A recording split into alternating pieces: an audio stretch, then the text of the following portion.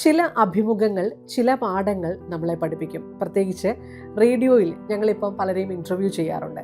അങ്ങനെ ശ്രീജ JS എന്ന IFSലേക്ക് എത്തിയ മിടുക്കിയെ ഇൻ്റർവ്യൂ ചെയ്യുന്ന സമയത്ത് ശ്രീജ ഒരു കാര്യം പറഞ്ഞിട്ടുണ്ടായിരുന്നു. നമ്മളുടെ വീടിൻ്റെ സാഹചര്യത്തിൽ നമുക്ക് എത്രമാത്രം ഉയരത്തിലേക്ക് എത്താൻ പറ്റുമോ അത്രമാത്രം ഉയരത്തിലേക്ക് എത്തുക. നമ്മളുടെ സാഹചര്യം അനുസരിച്ച്, അല്ലെങ്കിൽ ചിലപ്പോൾ നമ്മൾ വിചാരിക്കും നമുക്ക് പരിമിതമായിട്ടുള്ള സാഹചര്യമല്ലേ ഉള്ളൂ, അതിലെനിക്ക് എന്ത് ചെയ്യാൻ പറ്റും എന്ന് വിചാരിക്കും.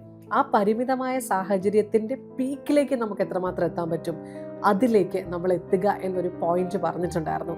അപ്പോൾ ശ്രീജയുടെ ലൈഫിനെ കുറിച്ച് പറയുകയാണെങ്കിൽ, ശ്രീജയുടെ വീടിൻ്റെ പണി തീരാത്ത വീടിനുള്ളിൽ ശ്രീജ ഒരു കാര്യം എഴുതി വെച്ചു, ഒരു സ്വപ്നം കണ്ടു, ശ്രീജ JS IFS എന്ന്. അതും ഒറ്റ പരിശ്രമത്തിൽ, അതായത് ഒരു ശ്രമത്തിൽ, ഫസ്റ്റ് അറ്റംപ്റ്റിൽ തന്നെ അതിലേക്ക് എത്തണം എന്നുള്ളതായിരുന്നു ശ്രീജയുടെ ആഗ്രഹം.